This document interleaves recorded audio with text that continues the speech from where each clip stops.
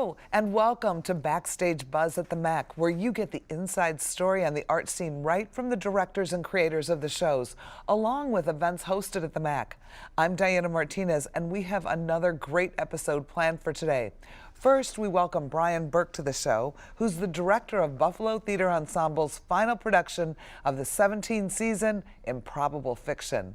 Next up is Justin Witte, the director and curator of the Art Gallery at College of DuPage, who returns to Backstage Buzz and gives us updates on what's coming up next. And finally, Tim Meyers will join us to highlight a great offering from the College of DuPage that is steps away from the MAC's front door, the Waterleaf Restaurant, which offers student-run dining experience that provide training to the culinary arts and restaurant management students. Let's get started. My first guest is Bryan Burke. He's an adjunct faculty member of the theater department at COD, and he's an active ensemble member of Buffalo Theater. He's the director of the current BT production of their comedy show Improbable Fiction, and it's running May 4th through June 4th at the MAC. Welcome to the show, Bryan. Thank you. I'm a little stuttery. Oh, no, please, you're fine, fine. So tell us about Improbable Fiction. This is a really exciting piece, right? Yes, we're very excited to be mounting it. We've done some of, Alan Ayckbourn is the playwright, English playwright, very prolific, scores and scores of plays, and this is one of his more recent works. And it is a comedy. The brief synopsis would be that it's the story of a small writers group, amateur writers group in rural England that get together and meet once a month to talk about their individual pursuits as far as writing. They are all of different disciplines as far as what they're interested in writing, and it ranges from simple technical writing, the manuals that you have when you buy a coffee grinder or coffee maker, to science fiction. There's one of the characters, Brevis, writes musicals. There is a woman who writes children's fiction. Another character writes historical romance in the Victorian era, and even a writer who writes crime fiction. So they get together and meet. They are amateurs, they're not professionals, but they do have aspirations to write. And they're really a kind of a support group for one another to try to realize their fictions, if you will. One of the problems, though, is that they are all, to a certain degree, somewhat blocked. They've got great ideas regarding all of their individual disciplines, but for some reason, as many writers do, they struggle to put pen to paper and to get those fictions realized. So writers who don't really write who want to write. They're writer wannabes. Yes, okay. a little bit to a certain degree. And then basically, in the first act of the play, we get to meet all of these characters and see how they interact with each other, both in a positive way and sometimes in a negative way, but it's all for the comedy of the piece, which is really, really very funny. And then they kind of decide that they're going to adjourn for this particular meeting, not necessarily having realized any forward motion, but all having expressed the fact that they're struggling with the writing. And then, as in so many of Ayckbourn's plays, something fantastic happens. Something very magical occurs towards the end of that first act. And without giving too much away, because you don't want to tell everybody, no, right? But part of the fun is what happens. What happens? Something magical occurs that's not necessarily easily explained, and suddenly, by means that I won't go into to not ruin the surprise, all of the characters' fictions, their writing aspirations, are realized on stage in the second act. Well, it sounds very fun. Yes, it's a lot of fun. Is a little bit of sci-fi, like a touch of sci-fi or fantasy or magic? Yeah, or there's science fiction.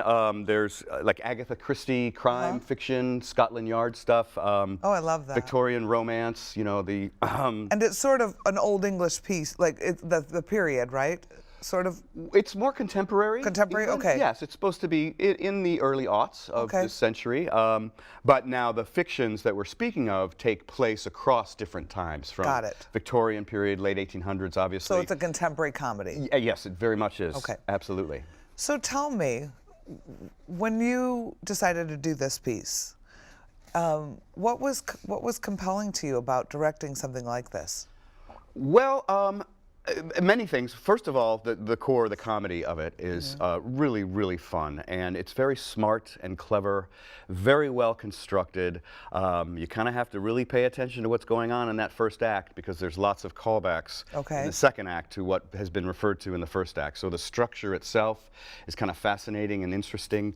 Without going into too much detail, lots of interesting transformations occur for these characters, both through their characterization of the characters they play and also through fast, quick costume changes, which we've had some experience with BTE having done in the past. Or MVEP, for example, was one that I participated in, so the technical challenge of executing all of that. And then I just think that it's really good for BTE that we're doing this kind of lighter style comedy.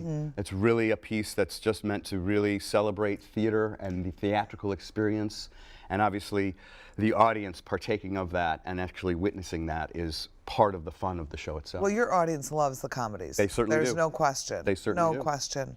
You know, when people walk away from this, is there a message you want to leave them with? Well, there's really a few. One, and I don't want to become heavy-handed because it's not necessarily a message piece, but that all of our aspirations in any endeavor are worth pursuing and might be able to be realized in ways that we can't imagine. You simply need to at least believe in yourself and engage in those aspirations and kind of fight through anything that might impede that to realize something that you want to do. And then I think also just the overall sense of a really fun night in the theater where you will be able to say after hopefully, hour and a half, hour 45 minutes that you've really enjoyed yourself, you've laughed, and you've really been able to embrace these characters and their stories. You know, I had the pleasure of seeing you in Good People, and I've really never seen you in a show before, and when I saw that show, I was like, Bryan, like he was just like the guy you want to hate, right? The jerk that you went to high school with. That you're like, who did you become? Yes. But I've seen you do comedy before. Sure. And it was interesting to see you play that kind of a role. And it was such a thrill, and I just wanted to share that with our audience who's watching today, that you're also a performer. Yes, so absolutely. You're going to bring a different texture to this as a director because you can really relate to an actor, which I think is so important when you direct. Absolutely, and that's my approach to directing. It always has been. That's where my training has been. That's where my the pursuits that I've taken during my career has always been from an actor's point of view, and I'm very much taking, whenever I direct from an actor's point of view. And in this particular play, because there's such a wide variety of different types of characters and it relies so heavily on acting, I think it's really a good piece for me to work on, and I'm looking forward to working with my wonderful cast, which we have in place now. So. That's a pretty exciting project. You've had a great first season, haven't you? Yes, we have. Don't Dress for Dinner was wonderful. Big success. Lots of fun. Good People was obviously very well received. Jeff recommended. Jeff recommended. Congratulations. Nice. Yes, we were very proud of that, and I believe that our audience enjoyed it a great deal. I know that the group that we had a great time playing the show and very much appreciated the response that we received from our audience. So, it was really, really fun. Yeah, we're off to the regeneration of BTE is going very well at this point. It really is. Yeah, and it's exciting, I think, for everybody involved. Yeah, I mean, we're having a good time, and I love having it. Thanks so much for coming on the show, and I wish you the best of luck. I hope this last show gets all the Jeff recommendations and we go out with a bang this season. Very good. Thank you so much. Thank you. Improbable Fiction has performances in the Playhouse Theater Thursday through Saturday at 8 p.m. and Sundays at 3 through June 4th. Tickets to the show can be purchased at the MAC box office, online at themac.org, or by calling 630-942-4000. Currently running in the Cleve Carney Gallery through May 20th is the annual student art exhibit showcasing the artwork of COD students. This exhibit highlights the range of media and techniques being taught in the fine arts programs at the college. Here to talk about it is the director and curator of the gallery, Justin Witte. Welcome back to the show, Justin. Thanks, it's great to be here. Thank you. So you've got in the studio, in your gallery, you have a student art exhibit. Yep, well, we currently have the annual student art exhibition. It's one of our most popular shows. It's fun. Oh, it's great. It highlights a wide range of work made by COD students, And the space is really full with a wide range of work, and it's a great opportunity for the students to show in a professional space, but also for the faculty and their families to come and really experience their work highlighted in such a professional manner. It's one of my favorite shows. It's actually one of my favorite shows too, because I love, like you said, the variety that you get. But it truly is really impressive to see the level and the creativity, and everybody's got such a different perspective. I think it's an amazing show. Absolutely. COD has an amazing art program. The faculty is fantastic, and it really shows in the work produced by our students. And it's great to be able to show it off. It really is. Yeah. So that's one show that you have going on. And sort of on the same vein, we're starting a new tradition, which I'm really excited to hear Absolutely. about. So tell us about what else is going to happen. So this summer we'll be having The breaking news. Yes. This is new. Breaking news. This is breaking news. This is new. This is new. This summer we'll have our first ever juried emerging artist exhibition in the gallery. The exhibition is called One, and it is an opportunity for emerging artists from the region to exhibit their work and have it viewed by professionals from the Chicago area. So it's open to all artists. You could be a sculptor, 2D, 3D, moving image, installation art, and you just apply online. And then there's a panel of jurors from the community, professionals, who will pick select work to be in the show, and we'll put on a wonderful exhibition. The work will be included in a catalog, and the best part is there'll actually be awards given to outstanding artists. You know, this truly is one of the most exciting things to me, and I will tell you why. Because I think, you know, the Cleve Carney Gallery and our collection is really respected and spectacular. And this will be the first time that we really engage the community and local artists and support local artists and give them a place, you know, to shine. And I think it's important. And you know, in the MAC, our motto is where the community connects, right? Culture and community connect. And it makes me happy to see you doing something that embraces our artists. Because if we don't support the local arts community, who will? Right. You know? Well, I think it's only fitting that it happens in the Cleve Carney Art Gallery, because Cleve was such a supporter of emerging artists. Yes, as well. he was. That's true. So, you know, we do have a great reputation. We put on wonderful shows. Right. Our collection is outstanding, and the opportunity to open up the space to members of the community, younger artists just coming out of grad school, not only fulfills the mission of the MAC, but also of the school within the community. So we're really looking forward to do it. And I know it's going to be a fantastic show. I hope it's a tradition. We'll see how this first one goes. So we hope next year we could call it 2. We could call it 2. But I think it's good to let people know so that they can tell other people and let other people know and come and visit and support this wonderful show. And I know you're working on a wonderful season for next year. Yes. So we'll talk about that next time. Okay. I talk you into doing the show. Who is going to judge the show? So we have 4 jurors for the Emerging Artist Exhibition. Kirsten Leenars, who's actually a Dutch artist based in Chicago. She teaches at the Art Institute of Chicago. Wow. Bryan Kapernakis, who is a painter who shows regularly in Chicago but actually lives in Batavia. Annie Holm, who is an artist and an arts activist from West Chicago, and Nicole Lanham, who's actually the curator at North Central College. The idea is, instead of just having me look at everyone's work, to bring in other eyes, but also people that would provide more exposure to the artists who are applying. So picking a range of artists with different backgrounds. We have a painter, performance artist, arts activist, a curator. You know, there's going to be a lot of different input, and also give the people applying for the exhibition the opportunity to have their work seen by these people very involved in the arts community that can lead to other opportunities. I love how thoughtful you are when you make decisions like that, and it's important. And it's not just we're having a contest, right? You know, that we're trying to make this go a little further. How long will this show be around for? The show will be up June 1st through July 29th. Which is great, through most of the summer. Absolutely, and it will actually overlap with some of our lakeside events, which is great. And then the applications are actually due May I forget. Well, check the website. Check the website. Check the website because Yeah. I'm sure all those details are there. Yeah, And so absolutely. we don't mess anything up. We want you to check the website and Right. get your entry in perfectly right. Right. If you're interested in applying, you can go to clevecarneygallery.org/one, and all the information's there. You can click the link and apply right online. All the applications are direct online, so it's very simple to do. Oh, perfect. Yeah. And what's the awards?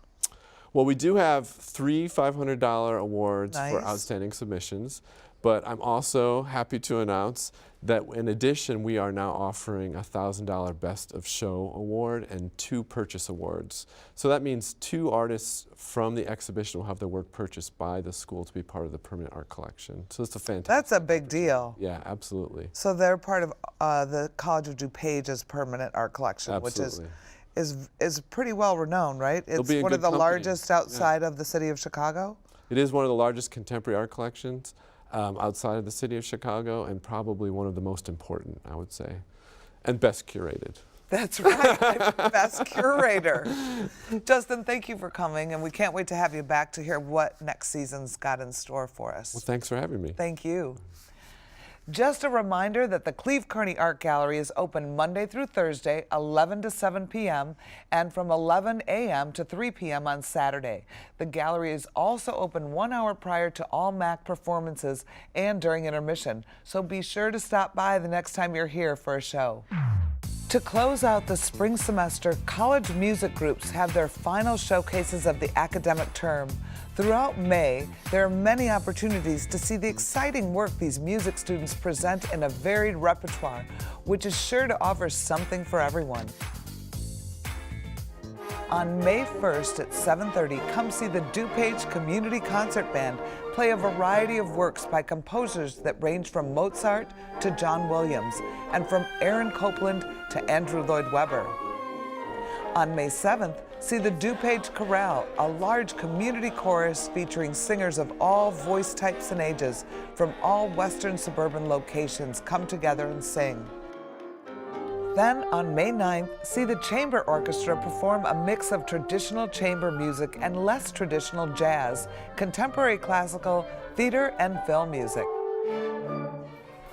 Tap along to the Percussion Ensemble on May 10th and see the Belushi Performance Hall stage full of large selection of drums, xylophone, cymbals, and more. Take a midday break at 2 on May 11th to hear the Guitar Ensemble play both acoustic and electric song selections. Then at 7:30, see the Chamber Singers and Concert Choir have their end of the semester concert full of all different styles of choral music. On May 12th, sure to delight the jazz lover, is the Student Jazz Showcase at 7:30. Then on May 19th at 8, join the DuPage Community Jazz Ensemble off campus at the Normandy Banquet Hall in Elmhurst for a fantastic night of big band music with cabaret seating and a dance floor. I'm so happy to welcome Tim Meyers, Coordinator and Professor of Culinary and Pastry Arts at the College of DuPage. He's here to give us perspective on the on-campus restaurant, which offers a student-run dining experience. Waterleaf is a great asset of the college and a personal favorite of mine. Welcome to the show, Tim. Thank you for having me. Thank you. So the Waterleaf is back, and everybody's so happy about the restaurant being back and open. And what's different, and I found when I went there, I'm like, it doesn't feel very different. I mean, the food is just as wonderful. It's a lovely menu, except it's more affordable, and the students run it. So correct. So the restaurant is 100% student run. We have 2 classes that actually run. One class is in the front of the house, another class is in the back of the house, and the students in the front are working on their customer service skills and the art of service in a restaurant. The students in the back of the house are preparing the food from start to finish. Everything is all scratch made, so we do want the quality to be equally as good as Waterleaf was in the past, absolutely. So what time does that class start? So if I go into lunch at 11:45, is it the same students that have been cooking? Correct. So okay. the class starts at 8 a.m. and the students have from 8 to 11:30 to get their mise en place or get everything set ready to order for lunch service of the day. At 11:45 you come in, and we run lunch service from 11:45 to 1:50 in the afternoon. That's for the back of the house. The front of the house students come in at 9 in the morning and get the dining room set from 9 to 11:30. So are there faculty in the kitchen with them at 8:30? Yes. Teaching them and okay. Correct. So there's one instructor, faculty member in the back, and then there's a service instructor in the front of the house. So each class has their own faculty instructor working with them on the hands-on and the day-to-day operations of both the front of the house and the back of the house. Interesting, because I wondered if they switched, if they went from front to back, or if it's completely separate. Okay. It's completely separate. However, students in the culinary program are required to take the service course, and the hospitality students also take the service course as well. So there's a lot of interdisciplinary or inter-degree commingling, if you will, that the students do. And it's so affordable. I mean, you get soup, entree, and dessert. Correct. And it's under $20. Yes. And it's gourmet and wonderful and lovely. Thank you. The lunch service is a regional American cuisine, which is $17 for all the courses. There is a wine pairing available as well for an additional fee. At lunchtime? Mm-hmm. Okay. If you're interested. The Tuesday evening class is also regional American, which is still $17 for dinner, plus a wine pairing if you choose to. And then on Wednesdays is our international class, so that is 5 courses paired with wines for $40. And Thursday is our contemporary cuisine class, which is 6 courses paired with wines for $50. Okay, I went to one of your international dinners, and although the pairings are small tastes, I tell you, I was so impressed with all the different wines and all the different. It was really spectacular. Well, great. It was phenomenal. The international class deals with, besides the students in the back, their timeline is a little bit shorter. So they have from 5 to 7 to get all their mise en place together. So international and contemporary are 2 capstone classes for the culinary program. So those students are almost ready to graduate. So time and efficiency and cooking methods and techniques are greatly enhanced in those courses as well. The service class is an advanced service class. So same thing, they're in their second round. They're getting ready to graduate. So everything is more refined. You know, the T's are crossed and the I's are dotted, and we expect that from a fine dining restaurant. So if you have, let's say, 75 people at a seating, how many students are cooking in the back? At the most would be 12, and 12 service students. So we keep them small to give the students much more hands-on experience to give them a better education. But 2 hours to make like a 5-course dinner? Correct. Cooking is about logistics and efficiency, and that's what we preach. That's awesome. What's the biggest challenge of this class? Each class is a little bit different. Class dynamics, communication, how everybody gets along, and having them understand the team environment that it takes place to pull an event off for 75 people or to make 5 courses within 2 hours. Absolutely. And are you enjoying this? I have a great time with it. I like the stress and the pressure. It's fun. Each class is different. Each day is different. And that's what the hospitality industry is about. You have to be able to be flexible on the fly and make changes as needed. Do you have any funny stories from back in the kitchen? We do have some funny stories. I would, now I need to think. You put me Don't worry about it. I won't put you on the spot. If one comes to you, got it. You tell us. Do you see it expanding? Our goal is to have it expand. Is it? We would like to have, dinner go longer or be offered more days. And the goal is to expand it over a period of time to ensure that the students maintain the academic standards that they need to be successful, and also our guests are happy at the same time. So it's a balance, but yes. Well, you're doing it so far. I think everybody loves it. It's really beautiful. How can people make reservations? Reservations can be made several different ways. You can go to the college website and under the Culinary and Hospitality program, click on that link, or you could go to opentable.com and type in Waterleaf Restaurant, click on that information, or you could call 942-2284 and that is the direct line to the Waterleaf reservation. So do you have any highlighted dinners or special dinners coming up that you want to tell anybody about? We do have Cuba coming up at the end of the month. Macau, our 1102 Regional American is currently in the Southwest or the Deep South. And then we'll be finishing up the semester with California in 1102 as well. So, and these are dinners. These are regional dinners that you can go to. Correct. The lunch menu will also apply for the 1102 Regional American cuisine class. So the Deep South and California will be kind of winding out the semester for lunch and dinner. And then International does Macau and Cuba in Wednesday evening. Oh, the Cuban dinner sounds good. Should be fun. That We're is going to excited. be really good. Well, thank you so much for coming. And so basically the restaurant is open on Tuesdays, Wednesdays, and Thursdays for lunch. So for lunch, it is Wednesday, Thursdays, and sorry. Fridays. Oh, Wednesday, Thursday, Friday for lunch. Tuesday night, Wednesday night, Thursday nights for dinner. Perfect. Currently. All right. Well, thank you for all you're doing. I'm telling you, it's been wonderful. And congratulations to all of you on a great, great job. Thank you for having us. Thank you. Unfortunately, that's all the time we have, but you can enjoy even more on future episodes covering the latest on the art scene every month. For more information on any of the shows you saw here today or future events, call the MAC box office at 630-942-4000 or visit us at themac.org. On behalf of the McAninch Arts Center and the College of DuPage, I'm Diana Martinez, and thanks for watching. We look forward to seeing you at the theater and next time on Backstage Buzz.